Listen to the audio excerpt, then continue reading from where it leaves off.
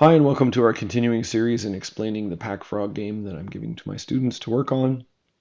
This is the explanation video for the ghost. In the previous video, I've already talked about PacFrog, also known as Wizard Toad, and in the last video, we just talked about bananas, but here we're going to talk about the ghost.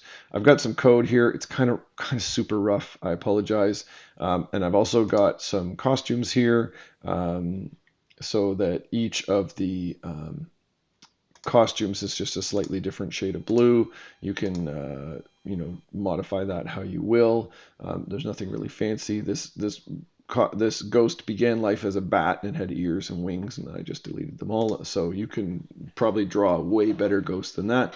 Again, what I recommend you do is that once you draw something that you really like, then you can just right click on it and duplicate it and make small changes to it. In this code, just to explain, I set a ghost delay timer to 0.1. If you change that, the ghost moves either faster or slower. So this is kind of a set the speed for the ghost. The rotation style is left-right, so it doesn't go upside down. At the beginning of the game, it glides to its starting location, which I have it set for right about here. It switches to a specific costume. And then at this point, I figured there's only 4 different directions it can go, and so I picked a number between 1 and 4 randomly, and then it multiplied that by 90 because there's 360 degrees in a circle, which is 4 times 90. So if you multiply that by 90, it chooses one of the 4 directions to go, and then there's a loop, a forever loop, which you don't have to do a forever loop. You could do a repeat until the ghost is dead, and then you can do other things like that. I have an if on edge bounce just to kind of keep it from going through the edge gaps. Only the PacFrog should go through the edge gaps. The ghost should not. So if it gets to one of those points somehow, it will just bounce. And then again, if it's not touching yellow, then it moves 5 steps and changes costume, which is just a color at this point. Then it's going to wait that ghost delay timer, which we had built up here. So it's good. Whatever that number that is, it's just going to insert that to wait how many seconds.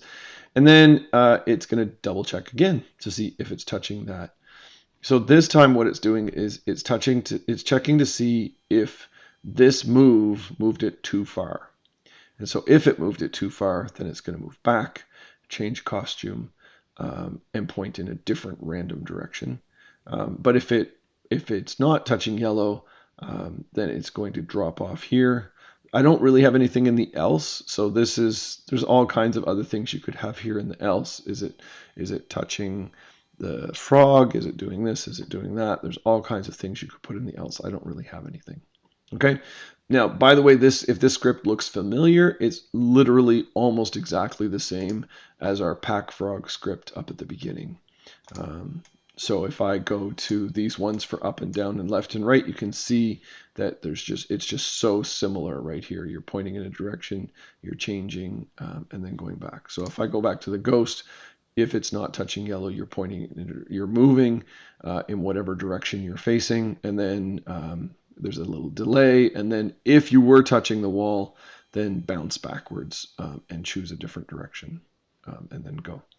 So that's literally, it's not very smart. You could make a much smarter artificial intelligent ghost that maybe it knows where the frog is and points in the frog's direction, which, by the way, is super easy to do, because instead of saying point in direction, you could say point towards, and then in point towards, there's a drop down, and you could say Wizard Toad, also known as PacFrog.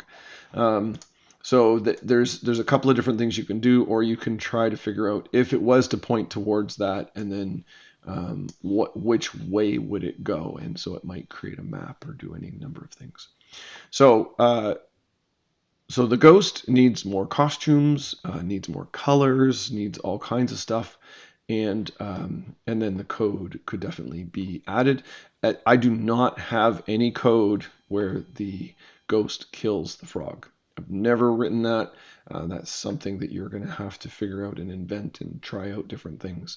And then you can even share that with others or not share that with others based on how you want. So just so you know, when I click the green flag, The ghost moves into position and then immediately starts going. It goes as long as it can until it hits yellow, and then it picks a random direction and tries to go in that direction. So you can see it's just kind of randomly picking directions, and every time it hits a yellow, it randomly picks a different way to go. And so it's not very smart. And the other flaw in this ghost is that it will never come this way, simply because it never has a reason to stop this way. So you can see it coming up and then coming back down.